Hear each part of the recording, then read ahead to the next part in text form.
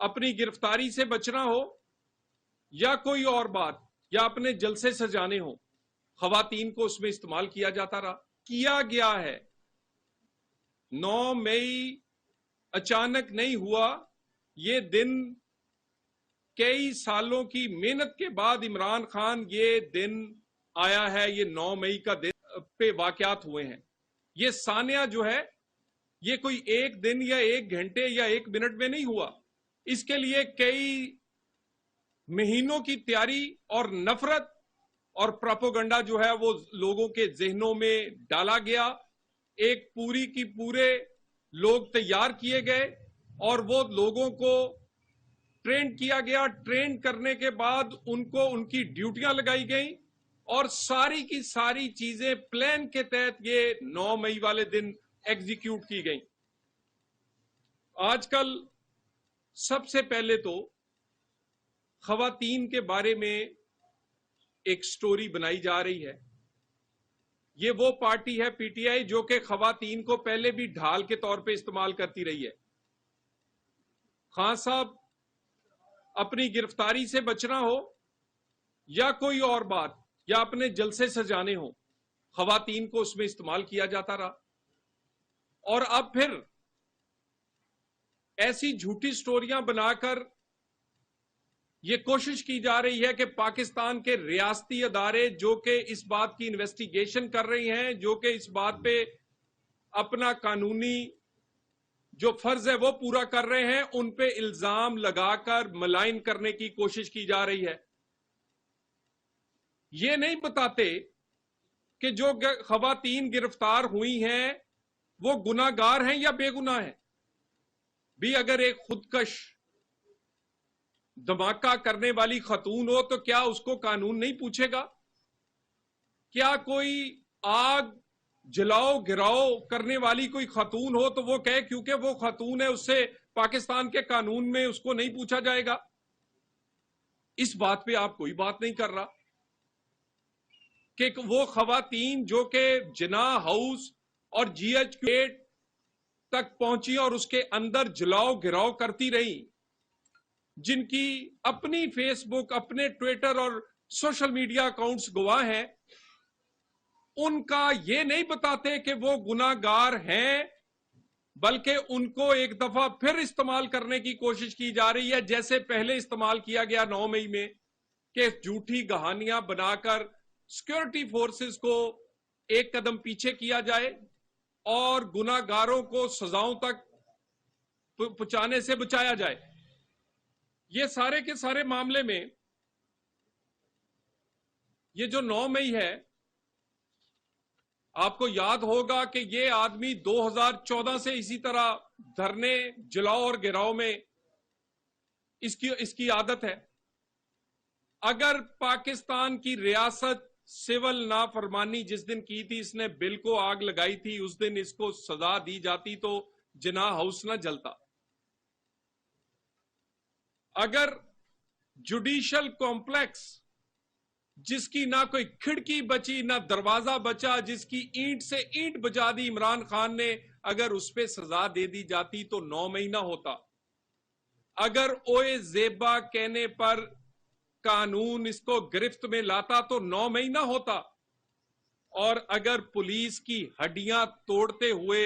جب وہ وارنٹ، عدالتی وارنٹ لے کر ان کے گھر گئے تھے، اس پر سزا دے دی جاتی تو 9 مئی نہ ہوتا۔ یہ 9 مئی وہ تمام لاڈلا پن اور وہ جو خاص قسم کی ایک سہولت اس لاڈلے کو حاصل ہے، اس کی وجہ سے 9 مئی ہوا۔ یعنی یہ جوڈیشل کمپلیکس کی اینٹ سے اینٹ بجا دے، اس کی نہ کوئی کھڑکی بچے نہ دروازہ بچے، مگر نہ توہین کسی کی حرکت میں آئی اور نہ قانون حرکت میں آیا۔ اسلام آباد کا جوڈیشل کمپلیکس میں 1.5 درجن سے زیادہ جج بیٹھتے ہیں، کسی نے ایک نوٹس نہیں اسے کیا، پوچھا کہ جناب عمران خان صاحب یہاں تو چڑیا پر نہیں مارتی، اونچی آواز میں لوگ بولتے نہیں، تم نے ساری کھڑکیاں دروازے توڑ کے تیس نیس کر دی ہے، تمہیں پوچھ لیا جائے۔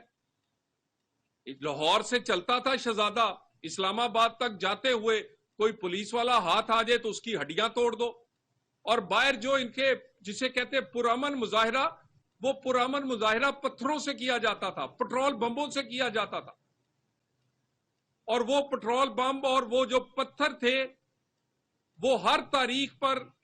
ان کی ایک عادت بن گئی تھی. لیکن کیونکہ پوچھنے والا کوئی نہیں تھا، خان صاحب تو اوپر سے اترے ہوئے خاص آدمی ہیں پاکستان میں، وہ چاہیں تو صبح عدالت 9 بجے چاہیں تو رات 9 بجے چلے جائیں، منہ پہ بالٹی پہنے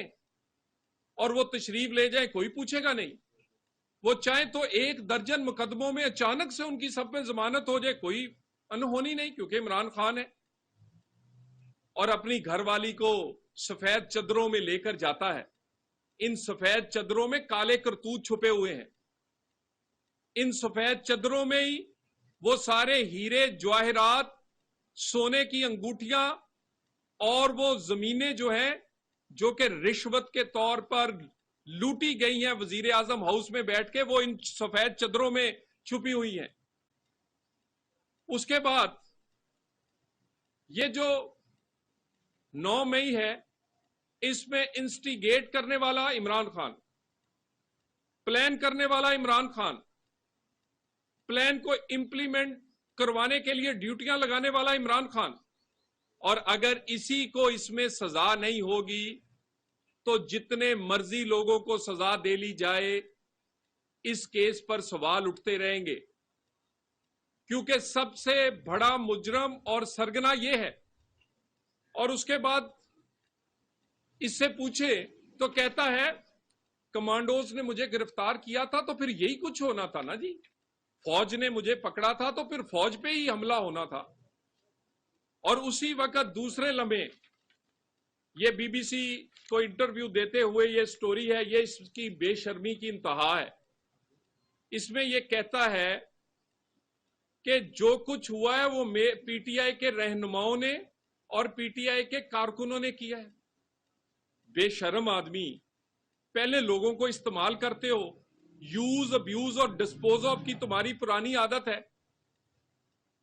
تمہاری ساری زندگی ایسے گزری ہے. تم نہ کہ اپنے کارکنوں سے ہمدردی کرو، لوگوں کے مستقبل تباہ ہو گئے. کئی بہت پڑھے لکھے لوگ، کوئی آئی ٹی ایکسپرٹ ہے، کوئی ڈاکٹر ہے، کوئی سرجن ہے، کوئی وکیل ہے، کوئی ڈریس ڈیزائنر ہے، وہ لوگوں اتنے پڑھے لکھے لوگ وہ حملہ آور ہوئے ہیں تمہارے انسٹیگیٹ کرنے پہ، تمہارے بہکاوے پہ، تمہارے جھوٹ کی کہانی پہ. اور تم بی بی سی کو انٹرویو دیتے ہوئے کہتے ہو کہ یہ تو میرے کارکنوں نے، رہنماؤں نے کیا، میرا اس سے تعلق ہی کوئی نہیں. یعنی تم اپنی جان چھڑا کے لوگوں کو چاہتے ہو کہ ان کو سزا ہوتی ہے تو ہوتی رہے.